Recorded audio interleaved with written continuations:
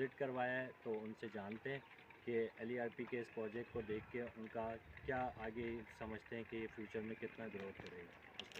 Thank you so much.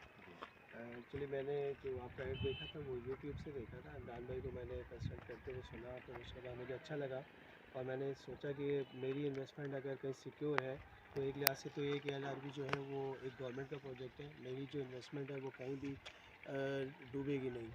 और plus ये है कि फ्यूचर में ये है कि अभी इन सिटी कराची के जो है ना अंदरूनी तौर पर तो कोई प्लॉट है नहीं। और फ्यूचर इनका ये है कि क्योंकि जुड़िया बाज़ार वगैरह सब यहीं आ रहे हैं और बाकी सारी मार्केटिंग जितनी मार्केट्स हैं वो भी यहीं आ रही हैं। और प्लस ये कि नादन बाईपास करीब है। फिर दूसरी बात ये कि फिर पाक फ़ज़ाइया वगैरह के और दूसरे